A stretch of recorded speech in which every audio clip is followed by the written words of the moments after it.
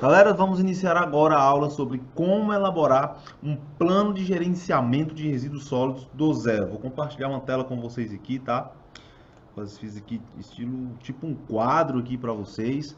Dessa vez eu não vou usar slide, vou usar uma forma mais interativa que eu acho, que é usando isso aqui como se fosse um quadro para vocês, ok? Então vamos lá.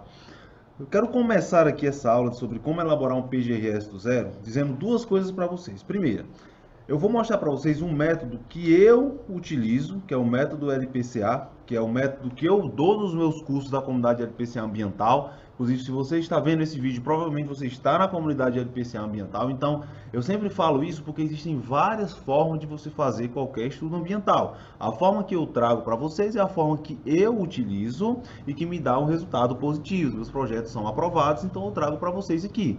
Tudo que eu trago aqui é coisa que eu testo lá na minha consultoria, nos meus trabalhos, no meu dia a dia, e está dando resultado positivo, eu trago para vocês aqui. Então você pode encontrar outras formas, a forma que eu trago aqui é a que eu faço e que me dá resultado. Então, e a segunda coisa que eu quero introduzir essa aula é o seguinte: por que você deve aprender a fazer um PGRS? Toda aula que eu dou sobre algum estudo ou algum projeto ambiental, eu sempre começo falando isso, porque eu acredito que vocês estão num nível já de não estar simplesmente acumulando conhecimento igual vocês faziam na faculdade. Na faculdade a gente aprendia um monte de disciplina, um monte de cadeira, via um monte de conteúdo lá, que muitas vezes a gente nem sabia como a gente ia aplicar na prática. Então, vocês estão no nível de começar a filtrar melhor o que vocês vão aprender daqui para frente. E toda vez que você se submeter a aprender uma coisa nova, a partir de hoje eu quero que você faça o seguinte pensamento: por que eu devo aprender isso? Porque para aprender uma coisa nova, você dedica energia, você senta, assiste aula, escreve, não entende, volta, dá dor de cabeça. Então é um gasto de energia muito alto para você estar desperdiçando com conteúdos que você não vai usar para melhorar e alavancar a sua carreira ambiental. Então sempre filtre dessa forma, e tudo que eu trago para vocês, eu sempre falo por que você deve aprender. No caso aqui do PGRS, você deve aprender a elaborar esse estudo porque é uma demanda ambiental muito solicitada no licenciamento. Então esse é o grande motivo do porquê que você deve aprender. Se você quer atuar como consultor ambiental especializado em licenciamento, você quer fazer os trabalhos, você quer construir sua carreira nesse subnicho do mercado ambiental, que é onde está a base de todo esse treinamento, todo esse curso da comunidade LPCA Ambiental, você precisa aprender a elaborar um PGRS, porque ele é muito solicitado, é muito comum. A maioria dos empreendimentos locais de porte pequeno a porte médio, que você vai estar tendo como público-alvo, o órgão ambiental vai estar solicitando esse plano de gerenciamento de resíduos sólidos para poder efetivar o processo de licenciamento. Então você não pode ser um consultor ambiental de licenciamento sem saber elaborar esse estudo que é tão comum, além de outros estudos que estão aqui na comunidade. Então é por isso que você deve se dedicar a aprender esse estudo ambiental, esse exemplo de estudo ambiental, e é por isso também que ele está dentro desse programa da comunidade LPCA Ambiental, porque eu acho extremamente importante que você saiba elaborar esse estudo, beleza? Então vamos lá. Eu trouxe para vocês aqui um contexto prático de um estudo de caso, porque eu acredito que não tem como ensinar para vocês a fazer qualquer estudo ambiental sem a gente falar de um estudo de caso. Não existe só um estilo de plano de gerenciamento de resíduos sólidos, um modelo de PGRS para todos os empreendimentos, todos os casos. Então, se eu ensino vocês a fazer um PGRS num contexto de um estudo de caso prático, vocês vão ter as condições necessárias para elaborar outros PGRS de outros casos, porque existe uma lógica que você consegue seguir, que consegue compreender todos os estudos de caso de outros empreendimentos, de outras situações. Então eu ensino para vocês os fundamentos, o contexto, em cima de um estudo de caso que eu fiz e que foi aprovado, para que vocês saibam não só fazer um modelo específico de PGRS, mas você consiga monetizar, formatizar para outros modelos de outros estudos de caso. Então, nesse caso aqui, eu sempre trago isso nos meus estudos, nas minhas aulas sobre estudos ambientais. Esse contexto aqui é de uma panificadora ou indústria de panificação, que é um nome mais formal. Deixa eu corrigir aqui. que é um nome mais formal para esse tipo de empreendimento. É um empreendimento muito comum e nesse estudo de caso eu estou falando aqui de um PGRS que eu fiz para esse empreendimento. É uma panificadora. E como é que aconteceu essa necessidade de PGRS? De onde veio? Foi o seguinte, no processo de análise do licenciamento ambiental, foi uma regularização de licença de operação que a gente requereu ao órgão ambiental. No processo de análise, o órgão ambiental viu que era necessário se fazer esse PGRS. Então, o que aconteceu? No processo de requerimento, a gente apresentou um documento técnico, que inclusive eu sempre digo para vocês, que é o mais importante dentro do licenciamento ambiental, que é o memorial descritivo. No memorial descritivo tem um bocado de informações específicas do empreendimento, informações gerais, e de acordo com essas informações, o órgão ambiental analisou esse memorial descritivo e viu a necessidade de, nesse caso, ser apresentado um PGRS para que seja efetivado o processo de licença de operação. Então, todos os módulos desse curso, os módulos iniciais, inclusive tem um módulo 2 que eu ensino como é que funciona na prática o licenciamento ambiental, a gente viu que tem a fase de análise. E esses estudos ambientais, tanto o PGRS, como o PRAD, como o Plano de Controle Ambiental, eles são solicitados comumente no processo de análise, que é quando o órgão ambiental ele verifica a necessidade ou não de apresentar esses estudos. Nesse caso aqui, foi isso que aconteceu. A gente deu entrada, o técnico do órgão ambiental, que a gente vai falar muito sobre isso no decorrer dessa aula, analisou o memorial descritivo, foi lá no empreendimento, fez uma análise lá de como funciona, né, o dia a dia operacional desse empreendimento e viu a necessidade de apresentar um PGRS para que haja a efetivação do licenciamento ambiental. Então, esse é o contexto do estudo de caso, tá? É muito comum que você vai encontrar isso aí no mercado, de estudos ambientais solicitados no decorrer da análise do processo e, de toda forma, você já fica sabendo o porquê da necessidade desse PGRS e em cima de que caso eu estou fazendo essa aula para vocês, beleza? Bom, sabendo de tudo isso aqui que eu passei para vocês, existem 4 passos. Eu sempre falo isso nas aulas, eu vou dizer isso 1 milhão de vezes, porque eu quero que crie realmente raiz na cabeça de vocês, que existem 4 passos para elaborar qualquer estudo e projeto ambiental, inclusive o plano de gerenciamento de resíduos sólidos que a gente vai estar fazendo aqui para vocês, ensinando, tá? E eu sempre vou dizer isso e vocês vão ter que criar raiz nesse conceito, porque é muito importante que vocês realmente entendam esses 4 passos. O primeiro é o seguinte: toda vez que você for fazer qualquer estudo ambiental, qualquer projeto ambiental, a primeira coisa que você tem que fazer é estudar o termo de referência. Esse é o primeiro passo, é o passo número 1 que você tem que fazer. Vou até destacar aqui, passo 1. Tá uma cor diferente. Deixa eu preto mesmo. Esse é o passo número 1 que você tem que fazer. Por que você tem que estudar o termo de referência? Porque é o termo de referência que vai estar contido o que realmente o técnico do órgão ambiental ele quer que você coloque naquele PGRS. Porque existem várias formas de se fazer um PGRS, assim como existem várias formas de fazer um memorial descritivo, assim como existem várias formas de fazer um PRAD, um plano de controle ambiental, um estudo de viabilidade ambiental, que são projetos comuns aí do licenciamento. Existem várias formas. E a forma do técnico do órgão ambiental dizer para você o que você tem que colocar naquele PGRS, o que para ele é importante para que haja a viabilidade ambiental do empreendimento, que vai resultar na licença ambiental, ele coloca no termo de referência. Então, você precisa estudar o termo de referência e a gente vai analisar mais sobre isso no decorrer dessa aula. Analisando o termo de referência, a segunda coisa que você tem que fazer é elaborar um checklist de campo. O que é esse checklist de campo? Passo 2. O que é esse checklist de campo? É justamente a lista de informações que você vai precisar preencher quando você for efetivamente para o campo. Por que é importante? Já falei 1 milhão de vezes para vocês também.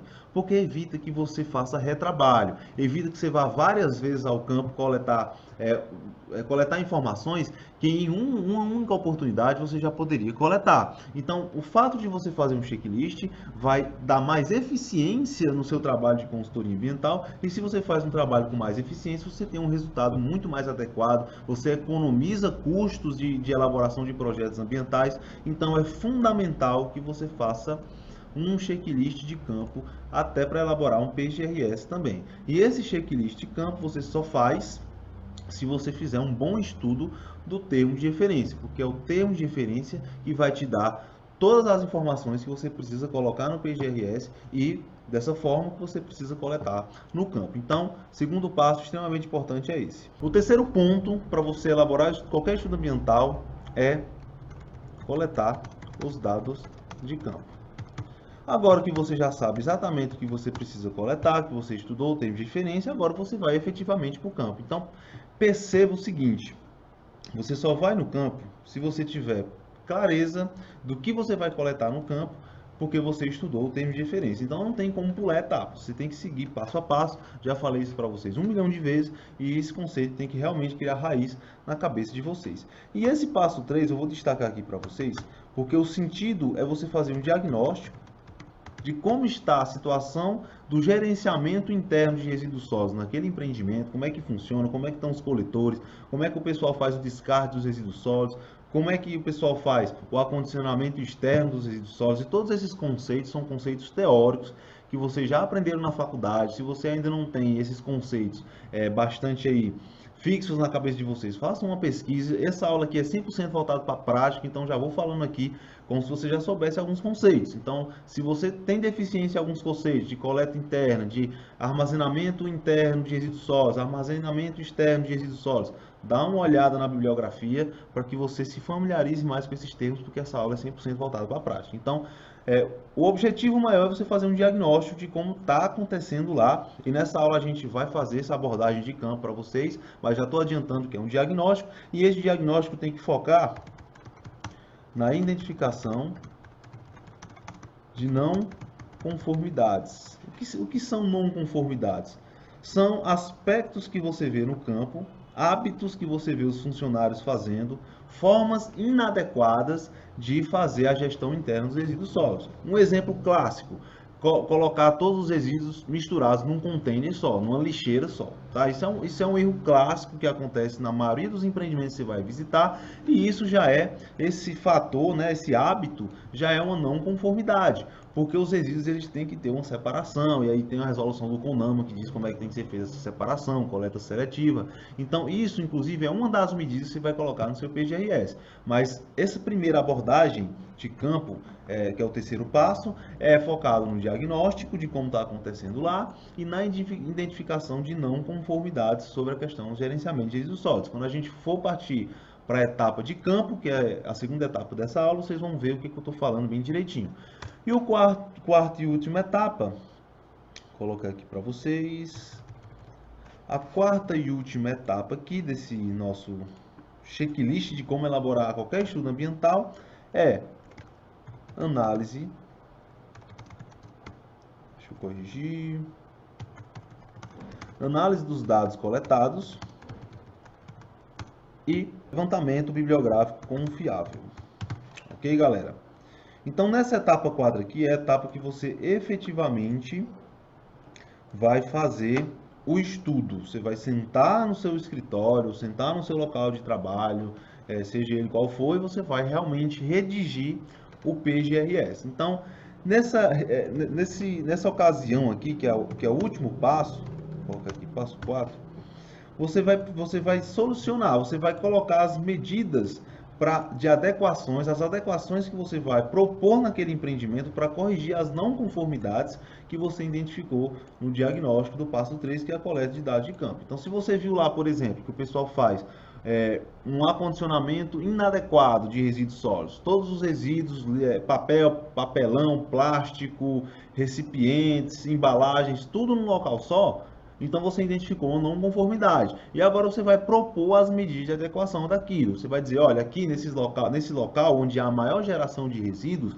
vai ser instalado contêineres de coleta seletiva de acordo com os resíduos que são gerados nesse setor. Então isso aqui é uma medida de adequação que você vai colocar na fase de análise quando você for efetivamente fazer o seu PGRS. É importante que você faça um levantamento de dados na bibliografia para você ter ideias de adequações diferentes, porque existem várias soluções para você adequar uma não conformidade relacionada a PGRS. Não existe só uma solução solução para você corrigir, por exemplo, o acondicionamento misturado de resíduos. Pode existir outras. E você, como consultor ambiental e licenciamento, tem essa atribuição de destinar a melhor solução para cada caso. Então, para você ter um leque de possibilidades, é importante que você faça um levantamento bibliográfico em documentos confiáveis, artigos, dissertações, livros, teses de doutorado sobre PGRS, até informações publicadas por órgãos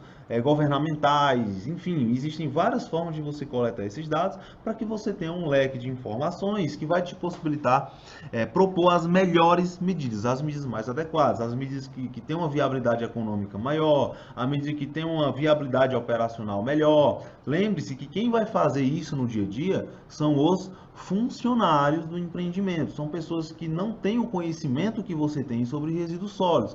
Então é importante que você deixe esse manejo interno de resíduos sólidos o mais fácil de entender possível para que eles possam efetivamente aplicar no empreendimento. Não adianta nada você fazer o melhor PGRS mais técnico e o pessoal não entender e não saber aplicar, vai dar tudo errado. Então a ideia é você dar as melhores soluções e as soluções de melhor entendimento para os funcionários que não têm o mesmo entendimento técnico que você tem sobre resíduos sólidos, beleza? Então esses aqui são os 4 passos. Eu vou mostrar para vocês agora o termo de referência desse estudo de caso que a gente vai trabalhar nessa aula de PGRS. Vou mostrar para vocês o checklist que eu desenvolvi para poder ir a campo nesse PGRS e coletar os dados. E aqui a gente vai ter uma etapa da aula, que é uma etapa de campo. Eu vou levar vocês para o campo realmente para vocês verem como é que a parada funciona mesmo de fato no campo. E vai ter uma etapa dessa aula, que é o passo 4, que é como eu elaborei as medidas de mitigação, as medidas de adequação e como eu fiz esse levantamento bibliográfico. Então, nessa primeira etapa aqui, eu vou compartilhar uma tela com vocês. Compartilhar aqui uma tela com vocês do termos de referência, só para vocês darem uma olhada. Pronto, aqui. Se der tudo certo, vocês estão vendo aqui um termo de referência. Eu vou só afastar um pouco aqui minha tela para não atrapalhar muito. Se está dando tudo certo, vocês estão vendo um termo de referência aqui. Esse é o termo de referência da Autarquia Municipal de Meio Ambiente de Juazeiro do Norte, que é o estudo de caso que eu estou fazendo aqui. O que aconteceu? A gente apresentou o documento de requerimento da licença. A Autarquia de Meio Ambiente do Juazeiro, que é o órgão ambiental competente pelo licenciamento, a gente estudou isso muito no módulo 2, solicitou um PGRS e toda vez que um órgão ambiental solicitar um estudo ambiental para vocês, eles vão emitir, eles são obrigados a te entregar um termo de referência, porque você precisa saber o que realmente ele está querendo naquele estudo. Então vamos lá, esse aqui foi o termo de referência que a Amaju entregou para esse PGRS que a gente vai estudar aqui. Então vamos lá. Nessa primeira etapa aqui, é mais as formas de apresentar, as condições de apresentação e o conteúdo do PGRS. É como deve ser apresentado. Por exemplo, aqui ele pede para você apresentar em 3 vias, com linguagem clara e objetiva, sendo 2 impressas, uma via retorna ao empreendimento após avaliação. Então, quando você apresenta o PGRS, eles vão analisar e quando for aprovado, eles vão dar o selo de aprovação e você vai apresentar, você tem que entregar uma via desse PGRS no empreendimento e uma digital. Então, toda vez que você apresentar para a Amaju, você tem que apresentar 3 vias, 2 digitais, que uma vai voltar para o empreendimento, uma vai ficar lá, e uma digital para facilitar até a análise do estudo, tá? Porque é muito mais prático de analisar no computador do que você está analisando de maneira impressa, pelo menos é assim que a Amaju analisa. Então tá aqui os termos de apresentação, a parte inicial e o corpo do PGRS. Ele vai estar aqui. Perceba, pessoal, que se você nunca viu um termo de referência, é como se fosse realmente o esqueleto do seu estudo. Capítulo 1 tem que ter o quê? Identificação do empreendedor, razão social, nome fantasia, CNPJ, endereço. Se for pessoa física, você não vai botar a razão social, você coloca o nome do empreendedor, não tem nome fantasia, aqui você vai botar o CPF, enfim. Você vai colocar essas informações de acordo com o empreendimento que você está fazendo o estudo. Então aqui é como se fosse os dados pessoais da atividade do empreendedor e do empreendimento, ok? Na segunda etapa, uma apresentação, geralmente, perceba que ele não colocou o que você tem que colocar aqui.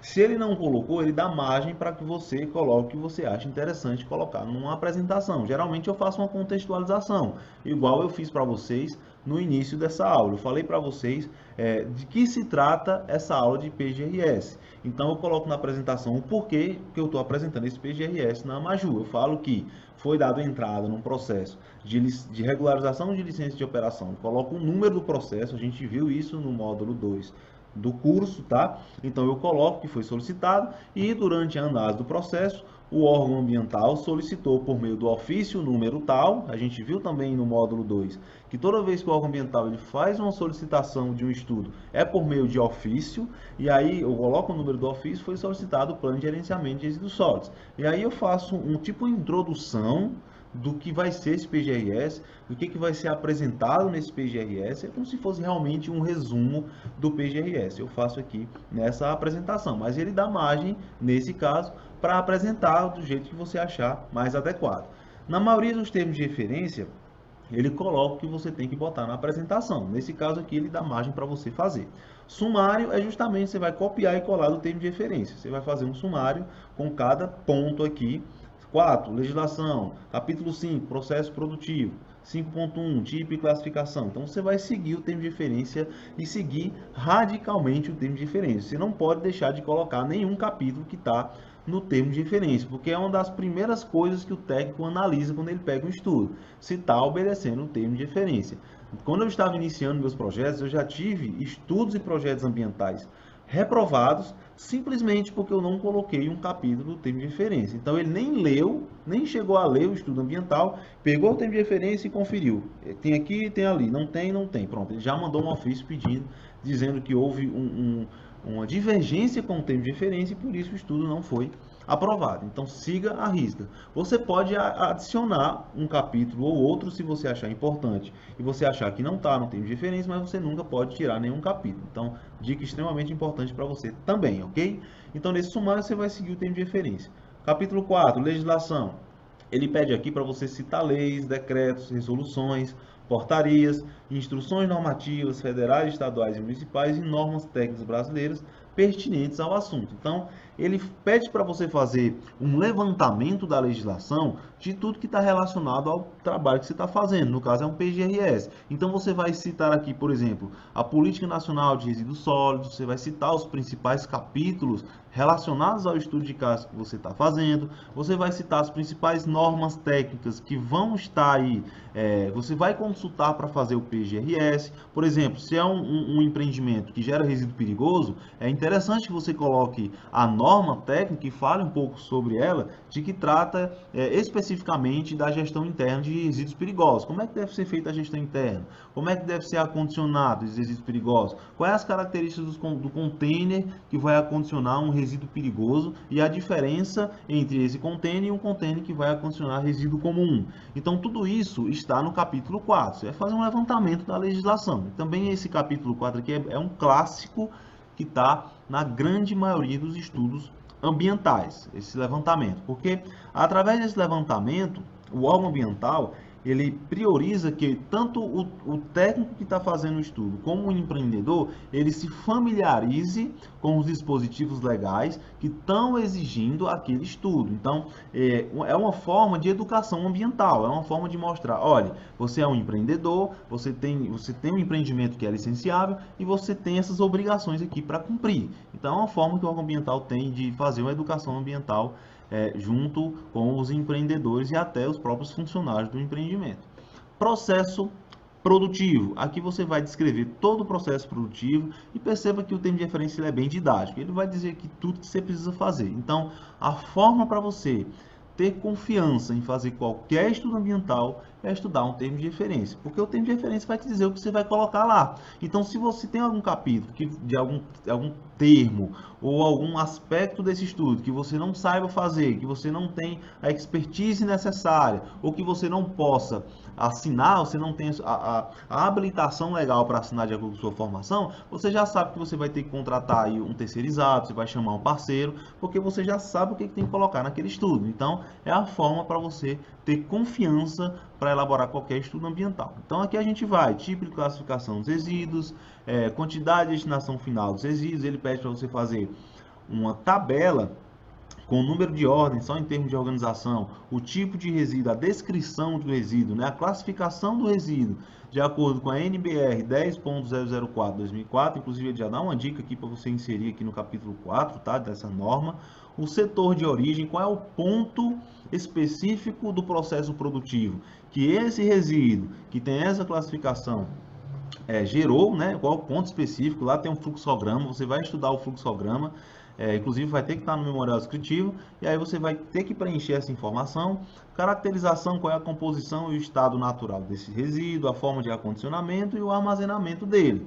Então, perceba que aqui você já tem praticamente o checklist de campo, que é a próxima etapa que a gente vai estudar, para quando você realmente for em campo. As informações que você precisa coletar no campo. Não são só essas informações, mas essas são as principais. Você vai ter que preencher essa tabela aqui, tem que levar essa tabela em branco para o empreendimento, para você preencher, porque é uma exigência no PGRS. Então aqui é o 5.1, que é o tipo de classificação, e ainda temos uma outra tabela aqui, que é a quantidade e destinação final dos resíduos gerados. Então aqui tem a diferença de um para o outro é o seguinte: aqui você vai fazer só um diagnóstico de geração de resíduos. Quais são os resíduos que são gerados? Aqui já é uma característica, uma parada mais profunda, tá? Aqui ele pede que você faça um estimativo de quantidade em quilogramas por coleta. O que é quilogramas por coleta? Quando o empreendimento está gerando resíduos, tem um período que o sistema de coleta municipal de resíduos, ele faz a coleta daqueles resíduos daquele empreendimento. Por exemplo, ele gera papel, gera papelão, gera plástico. Geralmente, o próprio processo público de coleta e destinação final de resíduos sólidos, o gerenciamento municipal de resíduos sólidos, ele faz a coleta desses resíduos em pontos específicos, e aí o empreendimento leva esses resíduos para esses pontos específicos, que é o caminhão do lixo que a gente conhece, pega e faz a coleta e faz a destinação final de acordo com a gestão municipal de resíduos sólidos. Então aqui, por exemplo, quantos quilogramas de papel, plástico, papelão, recipientes, embalagens são coletados, quantos quilogramas são coletados até a disposição final adequada, até vir essa coleta externa, essa coleta do sistema municipal. Então você tem que fazer uma estimativa. Então, para você fazer esse estimativo, você tem que ir no empreendimento e você tem que conversar com o empreendedor de acordo com a parte 2 dessa aula que está aqui para vocês, vocês vão entender bem melhor. O que eu quero que vocês entendam é que a partir daqui é que você vai construir o seu checklist de campo. E aqui você já tem praticamente o checklist pronto, que são essas tabelas que você vai precisar levar em branco para preencher lá no empreendimento. Capítulo 6, Educação Ambiental, descreveu o programa de conscientização e treinamento dos funcionários da empresa e terceirizados. É o que eu falei para vocês.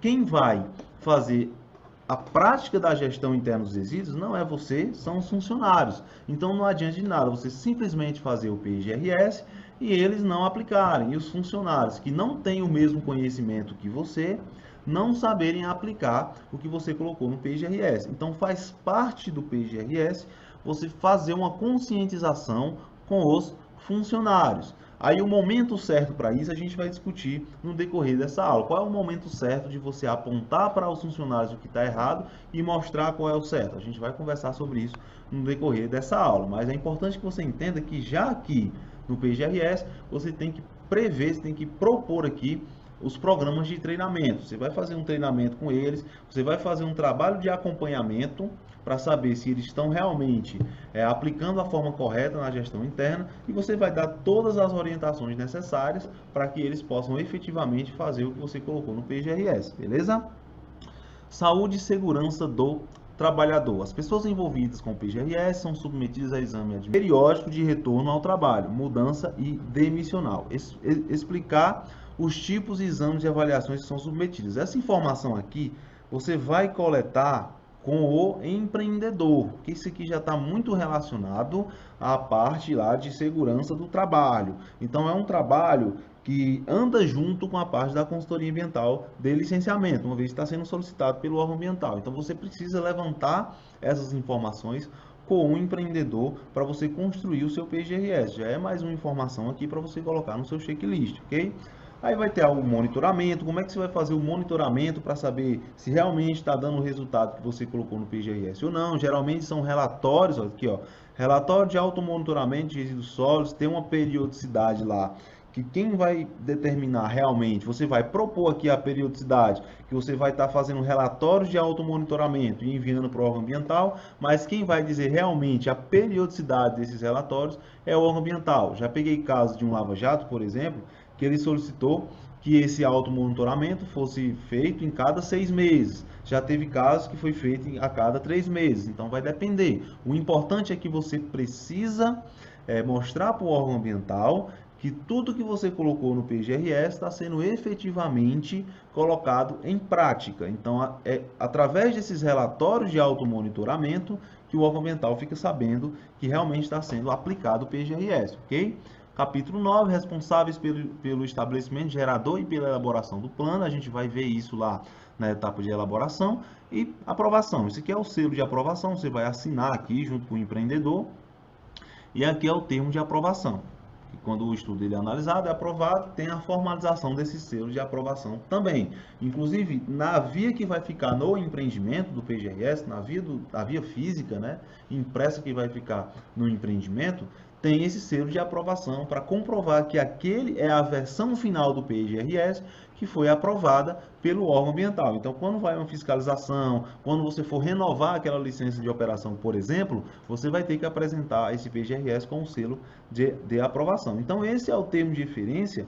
E perceba que quando a gente analisa, a gente fica tudo mais claro. A gente sabe de onde vai partir, como vai fazer esse PGRS. Por isso que essa etapa 1 é extremamente importante para você fazer qualquer estudo ambiental.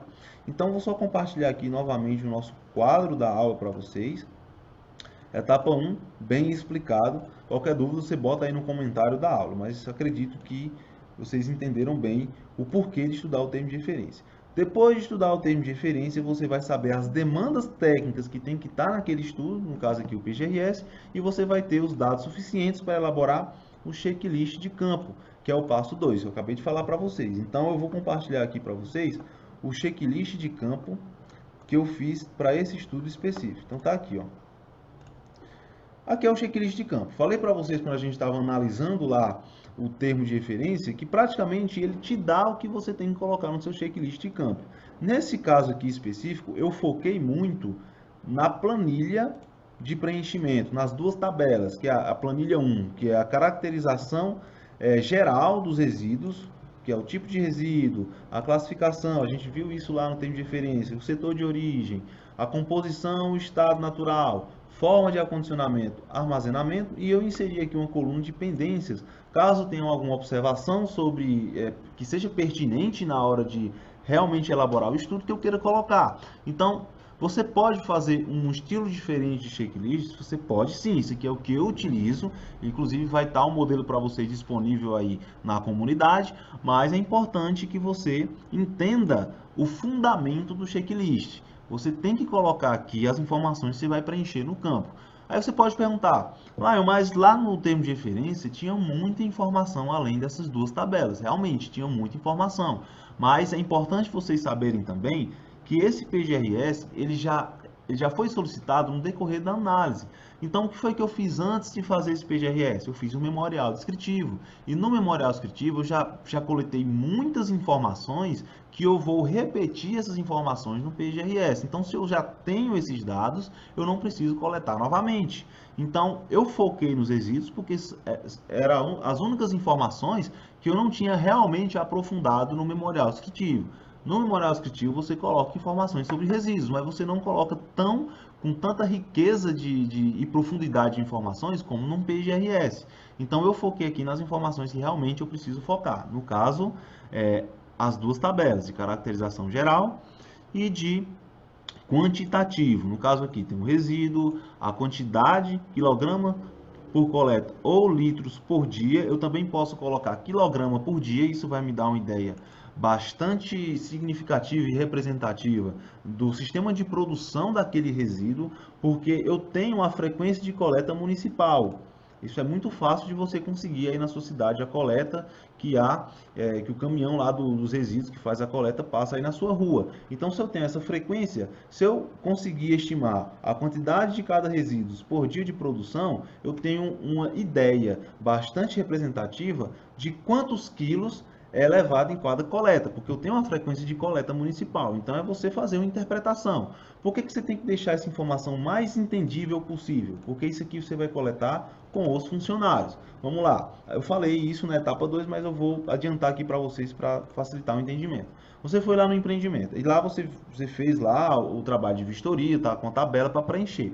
E você viu que no setor específico, por exemplo, se é uma panificadora, no setor de produção de pães e bolos, você viu que tem cestos de lixo lá que cotidianamente, periodicamente, o pessoal está gerando resíduo no decorrer da produção. Inclusive, vocês vão ver lá na aula, na etapa 2 dessa aula, que tem os cestos de lixo, está extravasando de lixo e está tudo misturado. Então lá é um ponto que há uma produção maior dentro do setor produtivo, dentro do fluxograma geral do empreendimento. Então, se você perguntar ao funcionário, olha, quanto tempo, quantas lixeiras dessas você enche por dia? Então ele vai dizer, ó, geralmente a gente enche 5 lixeiras dessas por dia e tem que fazer, tem que colocar lá fora para o caminhão do lixo passar. Então você tem as dimensões daquela lixeira. Se você tem a dimensão daquela lixeira, o volume que aquela lixeira pode comportar de resíduos para ela se extravasar, para ficar completamente preenchida, e ele enche 3 vezes por dia, por exemplo, então você tem um estimativo de produção por dia.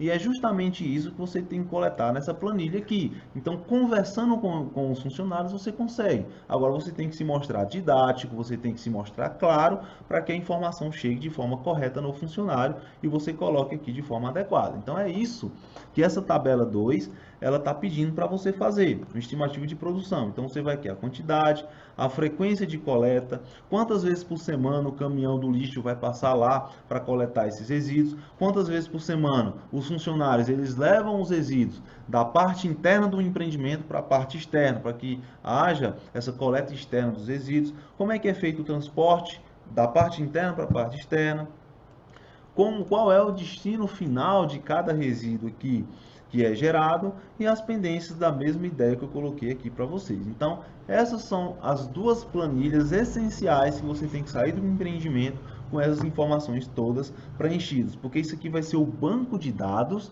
para que você faça a etapa 3, que é justamente a vistoria no campo, e a etapa 4, que é a produção efetiva do PGRS, conforme a gente viu lá no início da nossa aula. Então, eu foquei aqui é meu checklist. Se você vê que tem mais informações, você insere. No final, eu coloco ainda algumas anotações. Se eu quiser colocar alguma informação aqui que não dá para colocar nessa planilha, algum tipo de resíduo, ou algum dado específico do empreendimento que eu achei importante colocar. E esse é meu checklist. Esse foi o checklist que eu usei para fazer a etapa 3, que é a coleta de dados no campo. Beleza, galera? Então, vou compartilhar aqui com vocês. Esse modelo vai estar disponível aí na comunidade, na área de membros para vocês. Vou voltar aqui para a nossa lousa. Então, essa é a coleta de dados no campo. E a quarta etapa é justamente a análise dos dados coletados e levantamento bibliográfico confiável. Aqui você vai focar nas medidas de adequação que você vai propor no seu PGRS. Como é que você vai fazer? Quais são as medidas que você vai propor para melhorar ou tornar compatível com a legislação de resíduos sólidos que você levantou também lá, que está sendo solicitado no termo de referência? Como é que você vai fazer para o empreendimento estar em conformidade com as exigências na gestão de resíduos? Lá está tudo misturado, os resíduos estão colocados todos misturados, não tem uma organização, então você vai fazer tudo isso na hora de elaborar efetivamente o seu PGRS. E aqui a gente vai ter uma etapa nessa aula para falar especificamente sobre isso. Então, a parte inicial foi essa, agora a gente vai entrar na parte 2 dessa aula, que é a parte de campo. Então, bora lá! Galera, essa é a parte de campo da nossa aula, de como fazer um plano de gerenciamento de resíduos sólidos do absoluto zero, e eu resolvi trazer vocês diretamente como se vocês estivessem no campo, para dar realmente a visão de que tudo que eu estou passando para vocês, em todas essas aulas da comunidade, inclusive essa aula de PGRS é 100% voltada para a prática. Então, esse PGRS aqui, só para a gente revisar um pouco, é um plano de gerenciamento de resíduos sólidos para uma indústria de panificação, uma panificadora que, de acordo com suas características, foi necessário fazer um processo de licenciamento ambiental, e durante o processo de licenciamento foi exigido esse PGRS, ok? Então a gente veio no campo. O que a gente veio fazer aqui? Primeiro, mostrar para vocês, tá, o checklist de campo que a gente produziu para vir para o empreendimento. Então, mostrei para vocês na parte 1 dessa aula, e estou ressaltando para vocês que é extremamente importante vocês fazerem um checklist antes de ir para o empreendimento, porque isso vai evitar que você faça retrabalho, vai evitar que você esqueça de pegar um dado que você deixou de pegar e aí tem que voltar para o campo, isso demora o trabalho, enfim, já falei muito sobre isso para vocês. Então, só para vocês terem uma ideia, o que é esse checklist? Isso aqui foi retirado direto do termo de referência que o órgão ambiental solicitou. Então tá aqui, ó, número da ordem em termos de organização do nosso checklist de campo, o tipo de resíduo, a classificação de acordo com essa norma técnica aqui, o setor de origem, a gente já explicou sobre isso, caracterização, forma de acondicionamento. Então esse checklist que a gente produziu foi de 2 tabelas, uma falando mais da caracterização do resíduo, que tipo de resíduo e sua classificação de acordo com a norma técnica, tá? E a segunda tabela é mais um dado de coleta, de quantidade de produção. Então aqui, se você analisar, por exemplo, dar uma olhada, tá aqui quantidade, quilograma de coleta ou litros por dia, dependendo do resíduo específico. Então nós temos aqui uma série de resíduos que a gente já coletou, já veio fazer aqui o trabalho inicial, porque lembrando que isso aqui foi uma exigência no processo de análise. Então a gente apresentou o memorial descritivo, e no memorial descritivo a gente coletou esses dados, tá? E aqui já tem uma série de dados sobre a questão do gerenciamento de resíduos sólidos que está sendo solicitado no termo de referência do PGRS. Então, no memorial descritivo a gente já coletou muitos dados relacionados aos resíduos, porém, como a própria ideia do memorial descritivo dá, é uma ideia de você dar informações básicas do empreendimento. E aí, com as informações básicas, o órgão ambiental vai ter dados suficientes para exigir um PGRS ou não exigir. Nesse caso, ele exigiu, e aqui a gente veio aprofundar mais as informações de empreendimento com relação especificamente aos resíduos sólidos. E eu estou usando essa touca aqui, o Diego está usando essa touca aqui, porque foi uma exigência aqui do empreendimento, porque aqui é uma indústria de panificação, tem alimentos, então é uma questão de segurança também, de não afetar a qualidade do produto, de higiene. Então, só para vocês também saberem que em alguns ambientes vocês vão ter também que estar usando equipamentos especiais de acordo com a atividade. Então, o que na prática a gente veio fazer aqui? Primeiramente, a primeira coisa que você tem que fazer quando você entrar no empreendimento para fazer esse trabalho avisar aos funcionários por que você está ali, o que você vai fazer, que eles continuem os trabalhos normalmente, que isso aqui é um trabalho importante, resumidamente, para fazer no licenciamento ambiental. Você não pode simplesmente chegar e fazer o trabalho, você tem que ter um diálogo com os funcionários. Então a gente já teve esse diálogo, eles já estão ali sabendo o que a gente está fazendo aqui, tá bom? Então trabalhando normalmente na atividade. E o que a gente veio fazer aqui, além disso, foi, além de caracterizar os resíduos e ver a questão da produção, conferir os dados que a gente fez aqui, foi também fazer o dimensionamento da instalação dos recipientes de coleta, tá?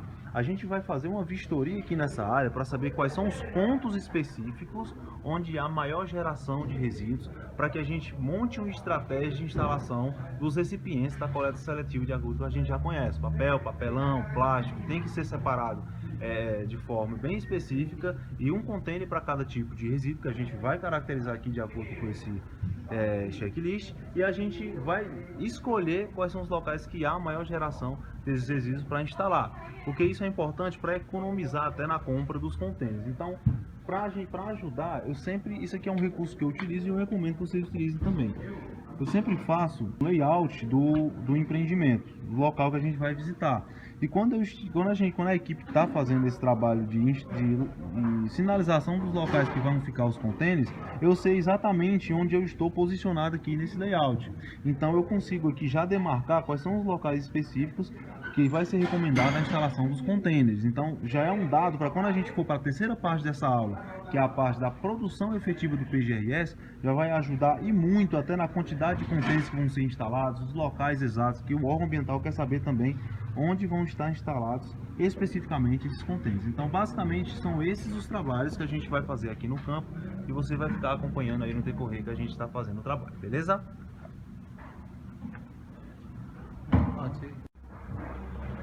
Eu sempre falo para vocês também, pessoal, que a gente tem que ter uma habilidade de encontrar não conformidades com tudo aquilo que a gente está fazendo no trabalho. Como a gente está fazendo um PGRS aqui, a gente tem que observar quais são os pontos que estão fora do que a legislação está pedindo. Nesse caso aqui, isso aqui é um ponto clássico de não conformidade. A gente não tem separação dos resíduos, a gente não tem placa de sinalização de acondicionamento interno de resíduo.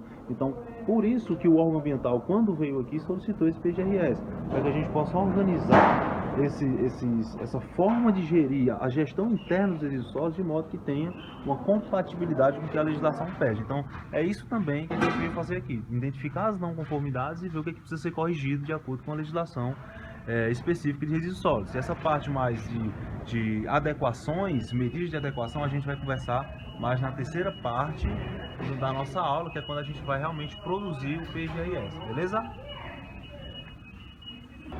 Outra delimitação que vocês precisam fazer na hora do trabalho de campo do PGRS é os locais onde você vai colocar as placas de sinalização. Você tem que entender o seguinte: quando qualquer pessoa entrar num local, no setor produtivo de uma empresa como essa de quantificação, ela tem que saber exatamente onde estão todos os componentes desse setor produtivo. Por exemplo, onde é o local que armazena a matéria-prima, onde é o local que tem acondicionamento interno de resíduo perigoso, o local de armazenamento interno de resíduo comum, para que a pessoa, quando eu falo a pessoa, é o técnico que está analisando o processo, é quem faz a parte de monitoramento dos impactos ambientais, como é o caso aqui dos resíduos sólidos. Quando o técnico ele entra no empreendimento, ele precisa saber onde estão todos os componentes. Para isso tem que estar tudo sinalizado. Na hora que ele entra, ele vai olhar a placa de sinalização, de onde é que tem acondicionamento de resíduo perigoso, a placa de sinalização, de onde é que está o armazenamento de matéria-prima do empreendimento. Então ele consegue se localizar no empreendimento.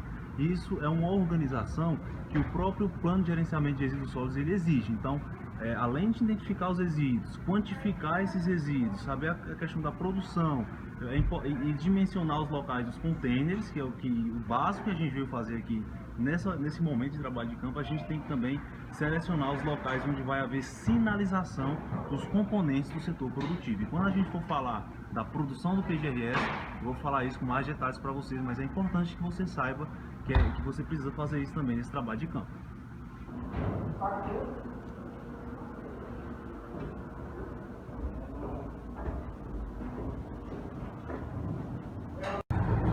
Então, pessoal, a gente finalizou aqui o trabalho de campo para esse PGRS. Só para dar um cenário geral para vocês, para a gente ter um resumo pontual do que foi feito aqui hoje, é o seguinte: primeira coisa, avisar os funcionários que a gente veio fazer um trabalho, que eles continuem trabalhando normalmente. Segunda coisa, a gente tem que caracterizar os resíduos que são produzidos. Esse é o segundo ponto.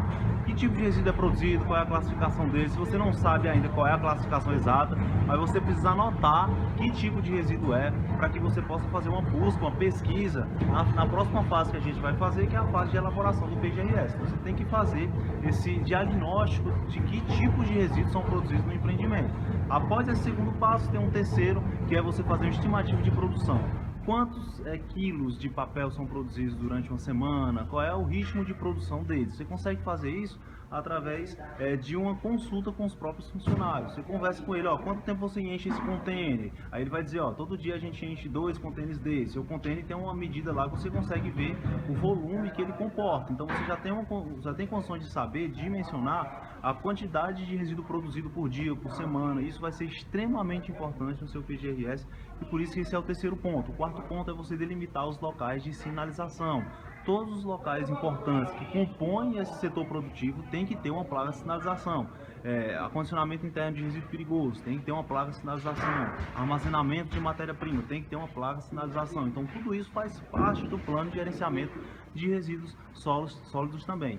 E por último, um detalhe extremamente importante: esse momento de vistoria de campo não é um momento de você estar aplicando correções aos funcionários. Não é o momento de você dizer, isso aqui está errado, isso aqui está certo, tem que fazer isso. Não é o momento. O momento ideal para isso é depois que você finaliza o PGRS, que você vai entregar a cópia desse PGRS para o empreendedor, e aí você vai marcar uma reunião com o empreendedor e os funcionários para passar todas as orientações de como deve ser feito dali para frente com relação à gestão interna dos resíduos sólidos. Porque se você ficar falando no decorrer do seu trabalho, eles não vão entender muito bem e provavelmente também não vão aplicar. Então você tem que marcar um horário depois que finaliza toda essa etapa, depois que se finaliza o projeto, para fazer isso. Então esse é o momento de coleta de dados e elaboração das medidas de diagnóstico e de gerenciamento adequado de resíduos. Depois, senta com o empreendedor, entrega o plano a ele, marca um dia para você se reunir com os funcionários e com ele passar todas as orientações de como vai ser feito ali para frente, ok? Então é isso. Próxima parte da nossa aula vai ser a elaboração do plano de gerenciamento de resíduos sólidos propriamente dito, beleza? Estamos iniciando a parte 3 da aula de como elaborar um PGRS do absoluto zero, e essa parte 3 é a parte da efetiva elaboração do estudo. A gente passou pela parte 1, que é quando a gente analisa o termo de referência, a gente analisa, faz o checklist de campo, e agora a gente vai para a efetiva elaboração do estudo. A gente já coletou todos os dados, já estudou o termo de referência, a gente já tem dados suficientes, condições suficientes para elaborar o PGRS. Então eu quero começar essa aula aqui, essa parte 3 da aula, voltando um pouco para o termo de referência, tá? Seguinte, eu vou dizer para vocês qual vai ser o foco dessa parte 3 dessa aula de efetiva elaboração do PGRS. Eu vou focar para vocês aqui nas partes mais importantes que vocês precisam aprender desse estudo, que é o item 5, processo produtivo, o item 6, educação ambiental, e o item 8, que é o monitoramento. Os demais itens, eles são muito simples. Aqui, por exemplo, identificação do gerador, é só preenchimento de dados. Você vai colocar a mesma tabela lá no seu PGRS, no capítulo 1, e vai só preencher os dados. A apresentação eu já expliquei para vocês no início da aula. O sumário é basicamente a mesma coisa do termo de referência. Legislação, você vai fazer um capítulo citando as leis, os decretos, as resoluções, as portarias, as normas relacionadas ao estudo que você está fazendo, no caso o PGRS. Processo produtivo é o que a gente vai focar aqui, mas o foco dentro desse item 5 vai ser no 5.1 e 5.2, porque o processo produtivo em si, ele pede aqui para você descrever todo o processo produtivo. Você já fez isso no memorial descritivo, e aqui nessa comunidade, nessa área de membros, também tem uma aula de como fazer um memorial descritivo do absoluto zero. Então, o PGRS já é um estudo mais avançado, que subtende que você já fez memorial descritivo e, portanto, você já descreveu o processo produtivo. Então, a gente vai focar no que realmente interessa no PGRS. Educação ambiental a gente vai focar, saúde e segurança do trabalhador. Você vai falar como é que está a situação em relação aos EPIs que são utilizados, exames admissionais. Isso aí é uma conversa com o empreendedor. É muito simples de você preencher, vai ter um modelo aí também para você dar uma olhada, tá bom? Então não vamos focar nesse item e vamos focar, por último, no monitoramento, porque aqui já vem um programa de automonitoramento, os relatórios periódicos que você vai apresentar. Responsável técnico, tem até um modelo aqui, ó. Você vai se apresentar você como responsável técnico, o empreendedor vai assinar juntamente com você, e aqui é o selo de aprovação e é de responsabilidade do órgão ambiental. Então nós vamos focar nesses pontos que eu acabei de falar, beleza? Eu vou voltar aqui. Dessa vez eu fiz uma apresentação de slide, porque vai ter algumas fotos aqui que eu quero mostrar para você, e é melhor, fica mais didático aqui com a apresentação de slide. Então, como eu falei, como elaborar um PGRS do zero, parte 3, que é a efetiva elaboração. Então vamos lá. Primeiro, vou começar a falar com vocês aqui sobre as não conformidades que a gente verificou. Porque como eu falei para vocês lá no campo, a ideia do trabalho do campo, principalmente, é fazer um diagnóstico e identificar as não conformidades através do preenchimento do checklist que você desenvolveu lá quando você estudou o termo de referência. Então, eu vou apresentar para vocês aqui as principais não conformidades, os principais aspectos que precisam ser adequados no PGRS desse empreendimento que eu verifiquei no campo. Primeiro, sistema de coleta interna de resíduos inadequado, ou seja, a gente não tem uma coleta seletiva de acordo com a legislação de resíduos sólidos, ela exige que seja feito, tá tudo misturado, os coletores não são instalados de forma adequada, tem contato direto no chão, tem um extravasamento aqui, pessoal, bem claro, de resíduos que dificulta e muito o processo de transporte interno desses resíduos, dos locais onde eles são produzidos até os coletores, dos coletores até o local de armazenamento interno. Então também é importante você dar uma olhada em como funciona a esquematização de um PGRS, de uma gestão interna de resíduos, tá? Então vocês têm os coletores, o pessoal, os funcionários estão trabalhando, gerando os resíduos, colocam os coletores, a gente vai conversar sobre isso aqui nessa etapa 3 dessa aula, e tem que ter um transporte interno da onde estão os coletores até um local específico de armazenamento interno, que aí vai ser o local que vão ter os containers maior, e aí vai ser feito o acondicionamento interno desses resíduos. Então aqui a gente já percebe várias não conformidades, tanto nessa foto aqui do lado esquerdo, como nessa foto aqui do lado direito. A gente percebe aqui que é um saco plástico preto com contato direto no chão e que está tudo misturado, nesse caso totalmente inadequado e em desacordo com o que a legislação de resíduos sólidos prevê, que é uma destinação final, que é um sistema de coleta seletiva com recipientes adequados, recipientes devidamente sinalizados, ok? Então aqui a gente já de cara já verificou a não conformidade, inclusive eu falei para vocês lá na parte de campo, no início da parte 2. Então, além dessa não conformidade sobre a coleta, o sistema de coleta interna, a gente verificou também falta de sinalização nos componentes do setor produtivo. Também falei para vocês na parte 2. Todos os componentes do empreendimento que compõem o setor produtivo do empreendimento tem que estar devidamente sinalizados. Então, a área de armazenamento de materiais tem que estar devidamente sinalizada. As áreas de acondicionamento interno, de armazenamento interno de resíduos sólidos, tanto perigosos como não perigosos, devem estar devidamente sinalizados. O objetivo dessa sinalização é fazer com que, quando o técnico ele entra dentro do setor produtivo do empreendimento, ele consiga se nortear, ele consiga saber exatamente onde estão os resíduos, acondicionamento interno, onde estão os coletores, qual é a área de armazenamento de materiais, tudo bem didático e de forma que ele consiga se localizar dentro do setor produtivo. Então, a sinalização, instalação de placas específicas de sinalização é algo que no PGRS tem que estar contido também, e foi uma não conformidade que a gente verificou. A gente não viu nenhuma placa de sinalização de resíduos, nem dos componentes do setor produtivo. Então, segunda, ausência de local específico de acondicionamento interno de resíduos classe 1 e 2, perigosos e não perigosos. Não tinha um local específico para armazenamento interno, acondicionamento interno de resíduo perigoso, que a gente verificou, que eu vou mostrar para vocês daqui a pouco. Não tinha um local específico de acondicionamento interno de resíduos perigosos e não perigosos. E dentro de um sistema de gestão interna adequada de resíduos sólidos, é necessário que esses locais estejam bem definidos, porque faz parte da gestão adequada do que a legislação de resíduos sólidos ela exige, tá? E que o órgão ambiental está cobrando nesse caso aqui. Então é necessário fazer essas delimitações e a gente não verificou isso no empreendimento. A ausência de local específico para acondicionamento externo de resíduos classe 1 e 2, não é só acondicionamento interno, também tem que ter um local de acondicionamento externo que seja acessível ao sistema, ao processo de transporte externo dos resíduos.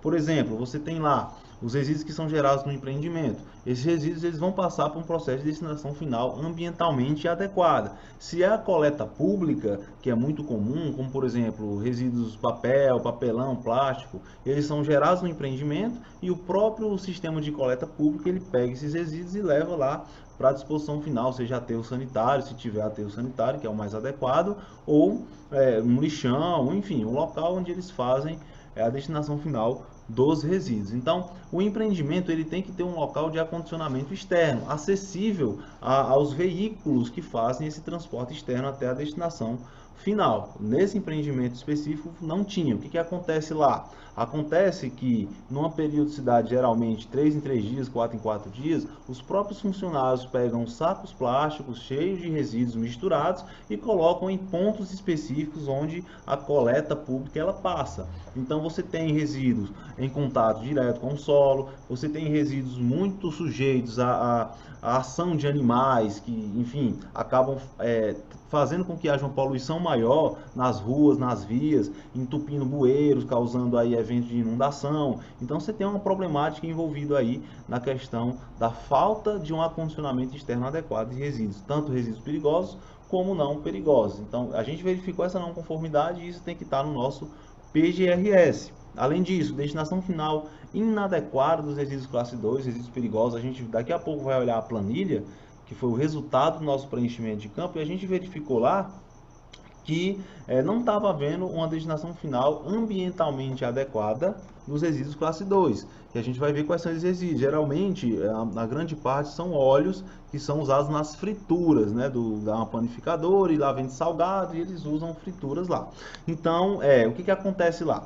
Existem pessoas que vão buscar esses resíduos, esses óleos, semanalmente, mas não se tem formalização dessa coleta, não se sabe se essas pessoas que vão buscar são empreendedores licenciados, porque é necessário que você tenha uma licença ambiental para que você faça o trabalho de coleta e destinação final de resíduos perigosos. Então, nesse caso aqui, tem que haver essa verificação de como está acontecendo essa coleta e destinação final e realmente uma formalização. Geralmente a gente faz um contrato, né, bem formalizado entre o empreendimento que está gerando o resíduo e o empreendimento que está fazendo a coleta e a destinação final, para que haja formalização disso, apresenta todos esses documentos, tanto o contrato, com a periodicidade de coleta, como a licença ambiental do empreendimento que vai coletar ao órgão ambiental, para que haja realmente a compatibilização e o obedecimento à legislação referente aos resíduos sólidos que o órgão ambiental está cobrando aqui. E a gente já começa a falar aqui das adequações que a gente está propondo, de acordo com as não conformidades que a gente verificou lá no campo. Então, primeira adequação, instalação. Deixa eu só tirar um pouco a câmera aqui, parece que está atrapalhando. Então vamos lá. Primeira adequação, instalação estratégica de coletores seletivos para resíduos classe 1 e 2, de acordo com a resolução CONAMA 275/2001. Dá uma olhada nessa resolução. Basicamente é essa resolução que faz a delimitação de cores para coleta seletiva, para os coletores da coleta seletiva. Mas o que seria essa instalação estratégica? Eu vou colocar aqui, vou compartilhar com vocês aqui uma tela, só para mostrar para vocês o que seria essa instalação estratégica que eu estou falando aqui. Só um minutinho, deixa eu procurar. Pronto, tá aqui. É o seguinte, quando eu falo de exposição estratégica, é interessante que vocês entendam bem o conceito que eu quero trazer para vocês aqui. Eu falei para vocês na parte 2 dessa aula que eu utilizo essa ferramenta que vocês estão vendo aqui, que é um layout do setor produtivo do empreendimento, como um artifício, como algo que me auxilia nas atividades de campo para elaboração de PGRS. Quando eu estou aqui com essa ferramenta aqui de layout, eu consigo identificar exatamente onde é que eu estou fazendo o trabalho, nos setores, eu consigo ter uma visualização melhor. É uma estratégia que eu utilizo, que você não necessariamente precisa utilizar também. Aqui é só uma dica que eu estou dando, porque eu faço, e eu realmente é uma questão bem individual. Eu gosto de fazer usando essa ferramenta. Então, o que é uma disposição estratégica dos coletores? É você delimitar os locais específicos onde há maior produção de resíduos para instalar os coletores. Então, por exemplo, se eu estou fazendo aqui o trabalho de campo nesse setor produtivo, desse empreendimento aqui, e eu vi que nesse local aqui da confeitaria, vou até aproximar mais para vocês aqui, talvez, não sei se vocês estão vendo direito, na confeitaria há uma geração de resíduos mais significativa. Que tipo de resíduo? Resíduo não perigoso, papel, plástico, resíduo comum, ok? Então, aqui é um local muito propício para eu dimensionar a instalação de coletores seletivos, de acordo com a resolução CONAMA 275, nesse local, porque esse local específico há uma geração significativa de resíduos. Então, quando eu faço essa disposição estratégica, eu estou trazendo grandes vantagens para o meu PGRS. Uma grande vantagem, por exemplo, eu facilito o processo de coleta interno dos resíduos, porque o funcionário está trabalhando aqui na confeitaria e ele está bem pertinho dos coletores, então não tem muito trabalho, ele não tem que se deslocar no setor produtivo para colocar o resíduo dentro do coletor correto, porque quanto mais barreiras você coloca do local específico de origem até os coletores, mais difícil ocorre o processo eficiente e adequado de coleta. Então você tem que facilitar muito para que realmente funcione. Essa é uma das grandes vantagens. Uma segunda vantagem, você faz o empreendedor economizar muito dinheiro na compra desses coletores. Coletor, não sei se vocês já fizeram aí uma pesquisa de financeira de compra de coletores, mas são caros. Esses coletores específicos são muito caros. Então, quanto mais estratégico você colocar somente nos locais mais específicos, que há mais produção, as alternativas são que você vai diminuir a quantidade, colocar somente a quantidade adequada, tá, de coletores necessários para esse setor produtivo. Então você economiza, você faz o empreendedor economizar se você fosse colocar de forma aleatória aqui. Então você coloca só a quantidade necessária para fazer a coleta eficiente dos resíduos recicláveis dentro lá do contexto da resolução CONAMA 275. Então essas são as grandes vantagens de você fazer uma disposição adequada desses coletores, e para isso eu utilizo essa ferramenta. Quando eu estava lá no campo, vocês viram que eu estava utilizando. Inclusive esse local aqui da confeitaria foi um dos locais onde eu verifiquei que há uma grande produção significativa de resíduos não perigosos. Então já que eu vou colocar, já dimensionei aqui a instalação de um coletor específico nesse local aqui. Então, além desse local, também tiveram outros, se eu não me engano, foi por aqui também que eu vi. Então, isso auxilia o trabalho de campo na hora de disposição estratégica dos coletores. Então, explicado isso aqui, eu vou voltar para a nossa apresentação. Então, isso aqui é que eu falo de instalação estratégica de coletores. Outra ideia também muito importante é que a compra de coletores novos não é a única forma de você fazer uma instalação de coletores de acordo com a resolução CONAMA 275. Dependendo da quantidade necessária, do porte do empreendimento, você pode optar por soluções que tenham uma viabilidade econômica melhor, que seja mais barato. Por exemplo, aqui no Juazeiro tem algumas empresas que vendem coletores comuns e o próprio empreendedor faz lá a pintura do coletor de acordo com a delimitação, a segmentação que o CONAMA 275 ela prevê na sua resolução, no texto da resolução. Então também é uma alternativa. Se o empreendimento ele é de médio e grande porte, se precisar de um volume muito grande de coletores, fica muito mais barato se você simplesmente reutilizar alguns coletores, fazer pintura, colocar placas de sinalização, adesivos nos coletores, do que você sair comprando todos coletores novos, e vai ficar muito mais caro para o empreendedor. Então também é importante que você tenha essa ideia. Então essa foi a primeira medida de adequação. A segunda é o seguinte: delimitação de locais específicos para acondicionamento interno e externo de resíduos perigosos e não perigosos. A gente viu lá na apresentação anterior que uma das não conformidades que a gente verificou foi a falta de locais de acondicionamento interno e externo de resíduos, tanto perigosos como não perigosos. E você tem que ter esse fluxograma da gestão interna de resíduos, eles têm que obedecer uma lógica que tem que estar no seu PGRS. Primeiro você tem os coletores, que são os contêineres lá, são os coletores do CONAMA 275. Esses coletores, à medida que eles são preenchidos, geralmente em torno de 70% do seu volume, esse material ele tem que ser transportado dentro lá do setor produtivo do empreendimento até um local de acondicionamento interno, onde ele vai ficar aguardando lá até preencher um determinado volume, que geralmente também é até 70% da capacidade máxima do coletor, e quando ele preenche esse 70%, ele vai para o local de armazenamento externo, que é o local onde os caminhões de coleta, o sistema de coleta externo e transporte de resíduos externo vão fazer a coleta desses resíduos. Então esse é o fluxograma básico de um processo de gestão interno de resíduos sólidos nesse empreendimento específico. Então a gente verificou que não tinha. Então a gente vai colocar como medida de adequação a delimitação de locais específicos. Inclusive a gente já delimitou os locais, já fez o dimensionamento e já fez uma planta, né? A gente tem que fazer uma planta, um layout desses locais bem definidos para que o órgão ambiental ele tenha uma visualização dessas delimitações. Então o segundo ponto de adequação foi esse aqui. O terceiro ponto foi a formação de parceria com cooperativa de catadores do município para coleta dos resíduos recicláveis. Parte dos resíduos comuns, papel, papelão e plástico, por exemplo, eles podem ser direcionados para um processo de reciclagem.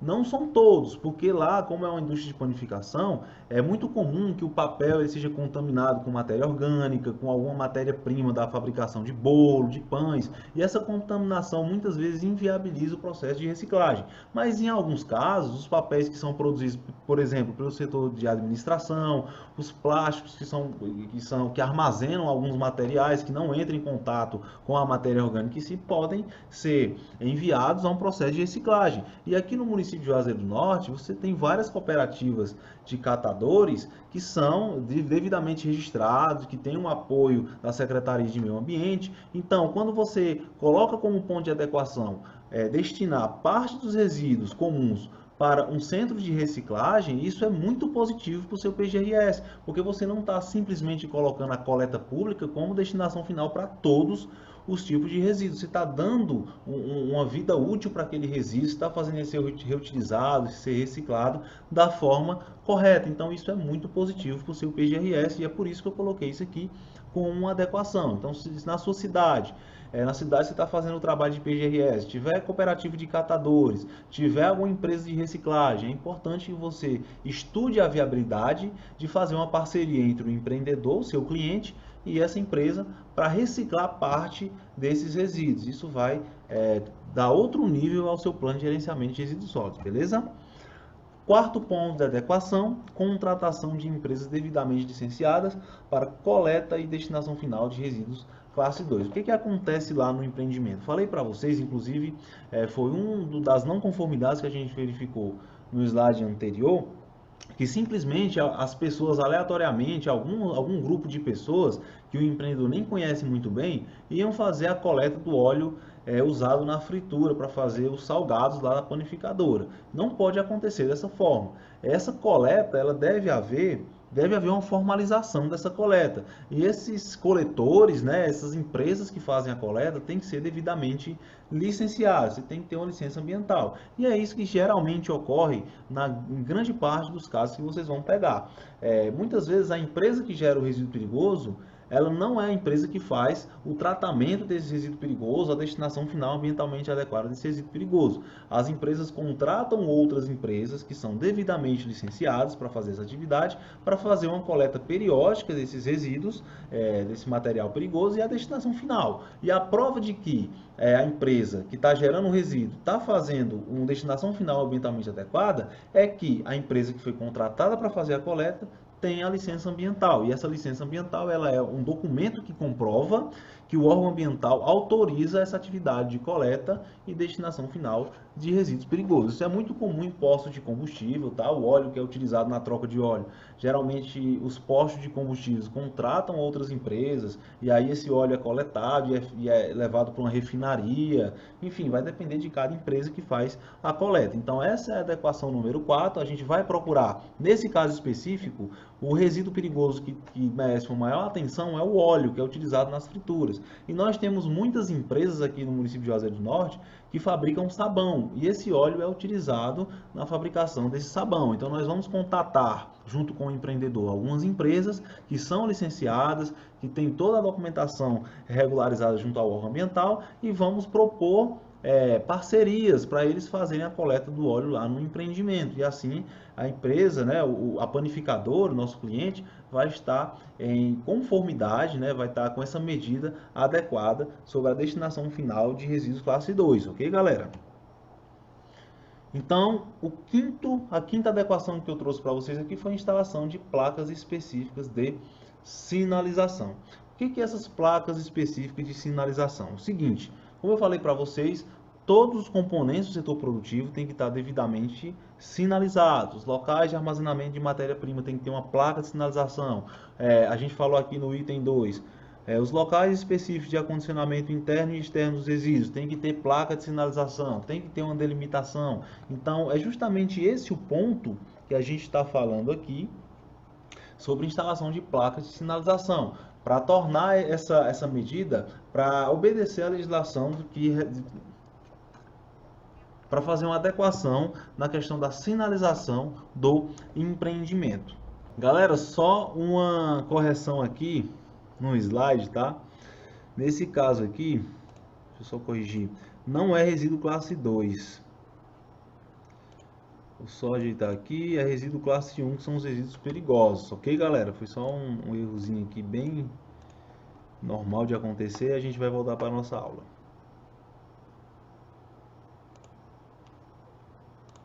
Então, beleza, corrigido, vocês devem ter ficado confusos aí, mas está tudo corrigido. Beleza, vamos para frente aqui. O outro ponto, antes de falar desse ponto aqui da educação ambiental e monitoramento, eu vou mostrar para vocês agora a planilha do resultado final no que se refere às verificações de não conformidades que a gente fez no campo e as adequações que a gente propôs para essas não conformidades, que a gente tem que colocar no nosso PGRS. Vou compartilhar aqui com vocês essa planilha, só um minutinho, deixa eu achar ela aqui. Pronto, achei. Compartilhar. Então, se der tudo certo, vocês estão vendo as planilhas aqui.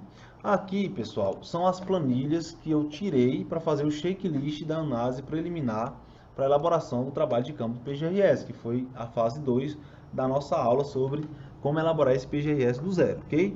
Então, a diferença é que aqui está tudo preenchido. A gente foi no campo e fez todo o preenchimento dos dados. Então, desde os resíduos classe 2, que são os resíduos não perigosos, até os resíduos perigosos, classe 1, a gente fez o diagnóstico aqui. Essa tabela 1 é a tabela de diagnóstico. E para destacar para vocês, aqui estão os resíduos perigosos que a gente verificou. Pilhas e baterias, lâmpadas e também tem o óleo de cozinha que é utilizado nas frituras, tá? Com medida de adequação, aqui, pessoal, já é o resultado, beleza? Aqui não é mais diagnóstico, aqui já é o resultado. Então, aqui, resíduo, pilhas e baterias, classificação, resíduo perigoso, o setor de origem, o setor de estocagem, o setor produtivo, caracterização. Aqui é a caracterização que geralmente é colocada para esse tipo de material, bibliografia responsável, bibliografia confiável, tá? Que vocês precisam coletar. O estado sólido, forma de coleta interna, coletor isolado e sinalizado, coletor sinalizado, armazenamento interno e armazenamento externo também, coletor devidamente sinalizado de acordo com o CONAMA 275. Percebam, quem está mais atento aí, pode ter percebido, né, que a planilha que o termo de referência ela traz menos informações para serem colocadas do que essas que eu estou colocando. Por exemplo, lá na planilha não tem armazenamento interno do termo de referência. Lá na planilha também não tem armazenamento externo. Então fica aqui outra sacada extremamente importante para vocês, que é o seguinte, você não pode tirar nada do termo de referência, mas se você, como profissional responsável pela elaboração de um estudo, achar interessante adicionar um termo, adicionar uma informação ao termo de referência, se você julgar que essa informação é relevante e que o termo de referência não está complementando, isso é extremamente importante e traz uma vantagem muito significativa para o seu estudo ambiental. Nesse caso aqui, eu acho extremamente pertinente que esse fluxograma aqui de gestão interna dos resíduos seja bem claro para o órgão ambiental. Você tem uma primeira etapa de coleta interna com os coletores, depois você tem um armazenamento interno, depois você tem um armazenamento externo. Então eu faço um trabalho de deixar isso bem claro para o órgão ambiental, de que eu estou fazendo essa lógica, esse fluxograma de gestão interna adequada, bem nítido aqui no PGRS. Então eu adicionei. E isso é importante também, porque na hora que ele vai analisar vários estudos, vários PGRS, geralmente é até involuntário, eles comparam o PGRS que foi feito por empresa X e o PGRS que foi feito por empresa Y. E quando você se preocupa em não se limitar com o termo de referência, em colocar mais informações ainda, isso é um ponto muito positivo quando ele compara com outros técnicos que se limitaram ao termo de referência. Então, isso é bem involuntário e ele vai dar o indício positivo do seu estudo. E isso, obviamente, vai implicar quando ele for fazer a aprovação ou não aprovação do seu estudo ambiental. E outra vantagem, além dessas que eu falei, é que você evita de o órgão ambiental mandar, o técnico mandar ofícios pedindo informações complementares. Porque, por exemplo, se você atender o termo de referência e mesmo assim o técnico vê que faltou informação, ele vai mandar um ofício pedindo para você colocar mais informações. Então, se isso aqui não tiver ficado claro para ele, só com o termo de referência, ele vai mandar um ofício. Então, quando você já coloca, você evita até de vir exigências complementares e isso dá mais fluidez no processo de licenciamento. Inclusive, eu falei para vocês isso no módulo de estudos ambientais do nosso curso, né? Então, é importante vocês terem também essa ideia, faz parte aí do seu trabalho como consultor ambiental de licenciamento, ok? Então, essa primeira tabela é a tabela de diagnóstico de resíduos. Nós temos também uma tabela 2, que é a tabela de quantitativo. No caso aqui, quantitativo, frequência de coleta, transporte e destino final dos resíduos sólidos, conforme a NBR, ele diz aqui a norma técnica. Então aqui já é, pessoal, já está inclusa as medidas de adequação. No caso aqui, só para a gente ter como exemplo, papel comum, quantidade produzida. No caso a gente fez um estimativo de 0,733 kg por coleta. Já falei para vocês como é que vocês podem fazer essa estimativa. Você não precisa efetivamente estar pesando os resíduos no momento do trabalho de campo preliminar para a elaboração do PGRS. A gente pode até, você pode até me perguntar, e onde é que fica a questão da composição gravimétrica dos resíduos, da pesagem, da delimitação mais representativa?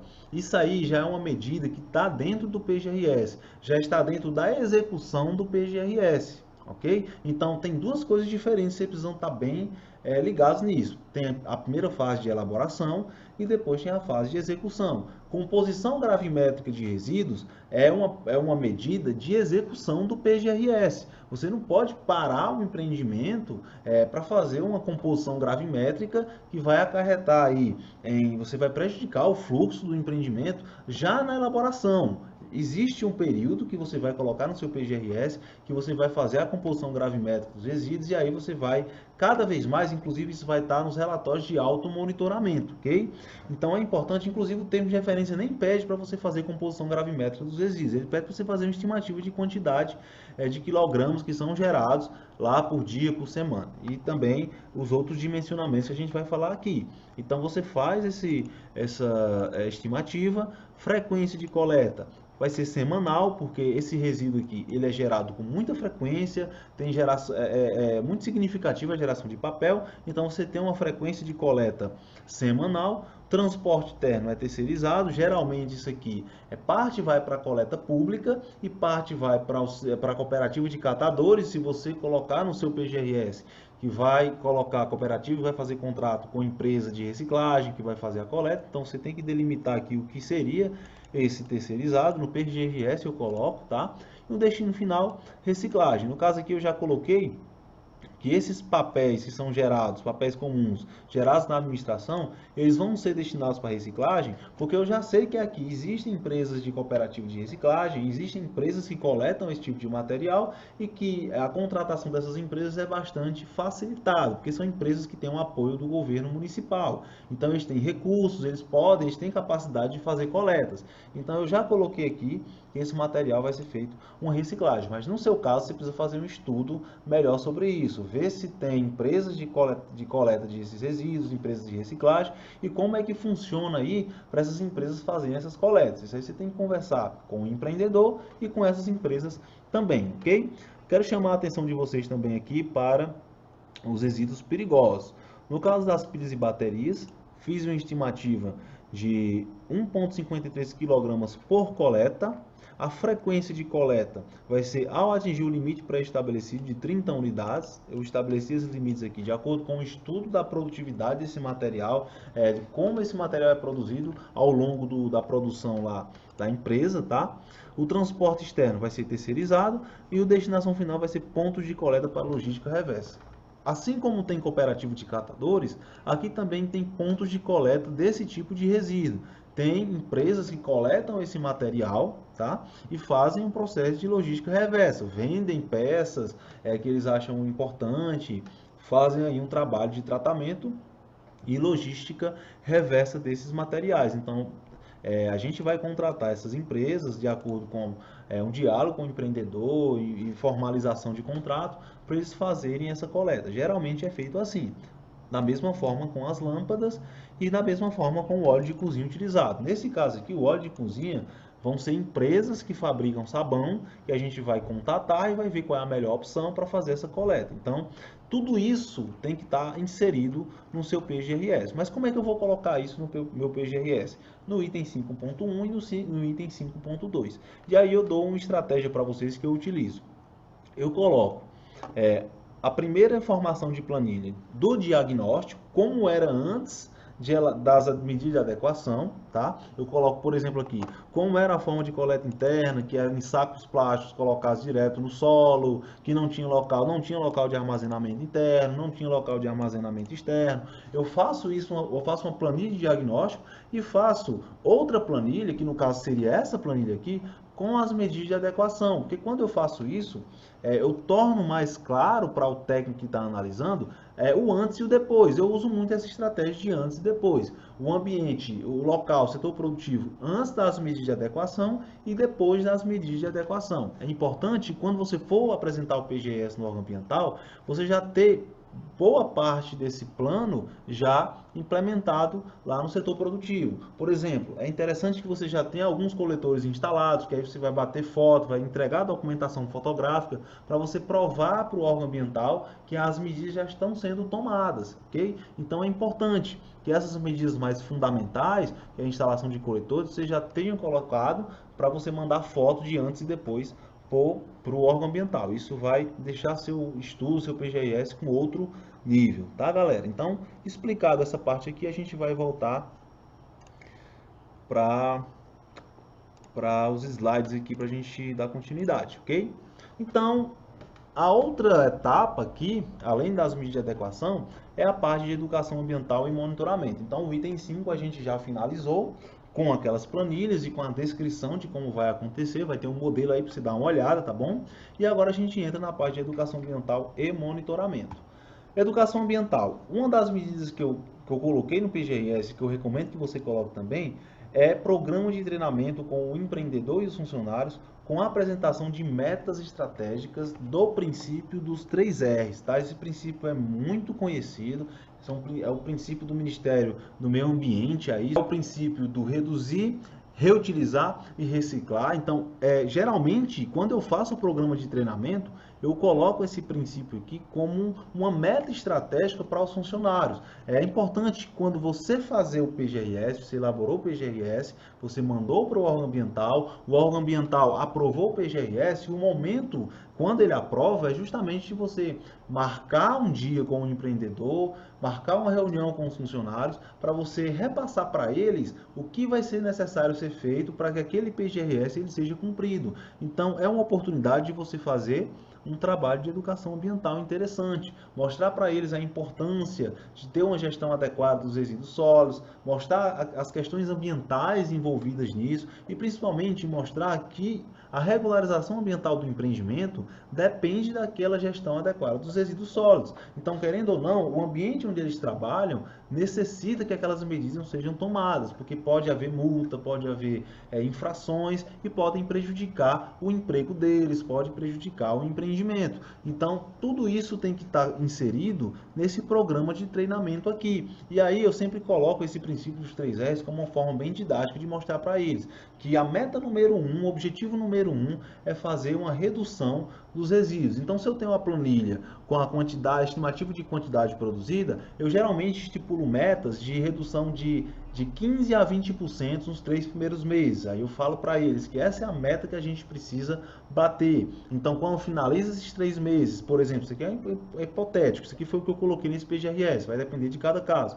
Mas quando finaliza esses 3 meses, a gente faz novamente uma reunião e aí vem o trabalho da gravimetria, da pesagem, na execução do PGRS. E aí a gente analisa se a gente bateu a meta ou se a gente não bateu a meta, o que a gente pode melhorar, se a gente pode ainda ampliar essa meta, ao invés de 15% a 20%, aumentar para 25% a 30% de redução. Eu já consegui resultados de 30% de redução nos 6 primeiros meses do PGRS em execução. Então, tudo isso faz parte de um trabalho de acompanhamento de educação ambiental com os funcionários. Então, aqui é uma das adequações, uma das propostas que eu coloquei nesse PGRS. Segunda proposta, envolvimento da comunidade acadêmica nos trabalhos de gestão de resíduos. Chamar os estudantes dos cursos de meio ambiente, técnico em meio ambiente, engenharia ambiental, engenharia sanitária, saneamento, para dentro da atividade, para eles analisarem como é que está acontecendo, produzirem artigos científicos sobre a implementação de PGRS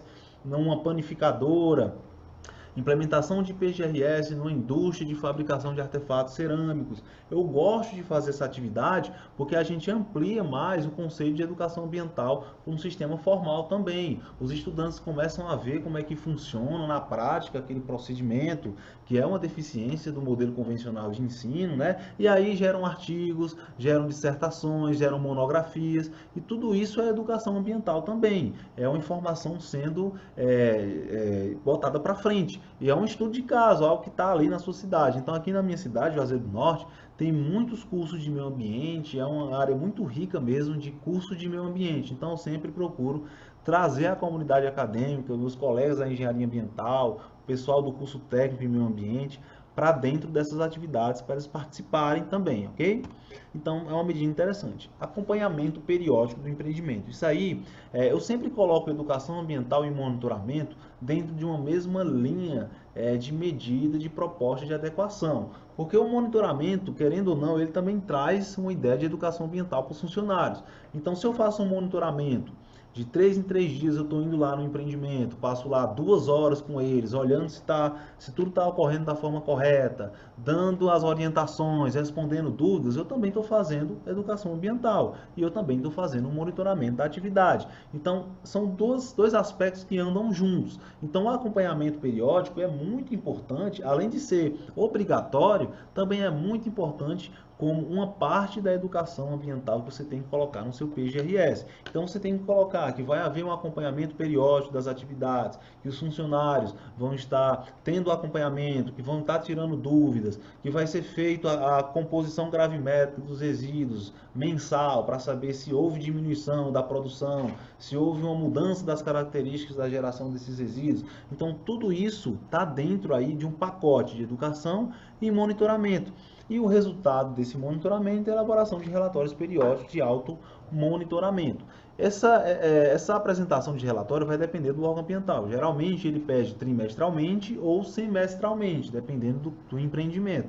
Então, esse relatório é o resultado do acompanhamento periódico. Você foi lá, você fez a pesagem dos resíduos, você fez a composição gravimétrica e você verificou que no primeiro mês houve uma redução de 10% na geração de resíduo comum, de papel e plástico. Então, isso está dentro do seu relatório de automonitoramento, que você vai mostrar para o órgão ambiental que seu PGRS está dando resultado. Não é só elaborar e pronto, né? A gente tem que mostrar que está dando resultado. Se não está dando resultado, se você não está batendo a meta que você estipulou aqui no ponto 1, é porque alguma coisa está errada e você tem que adequar, ok? Então, essa é a importância aqui também da elaboração de relatórios de automonitoramento. Esse é o último ponto aqui dessa aula, dessa parte 3 dessa aula. Então, eu vou tirar aqui, colocar só a minha tela.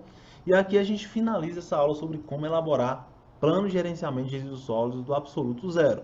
Então, se você teve alguma dúvida, é um assunto denso, é um estudo ambiental muito importante. A gente vai estar falando mais sobre esse estudo ambiental no decorrer da evolução desse curso. Esse curso nunca tem fim, a gente sempre está colocando informações novas, tá? Então, se você teve alguma dúvida, coloca aqui nos comentários, dá uma olhada lá no modelo que eu vou colocar para vocês também. Alguma dúvida, manda lá, manda no grupo do Telegram, que a gente está aqui para esclarecer todas as dúvidas com vocês. Então, é isso. Até a próxima.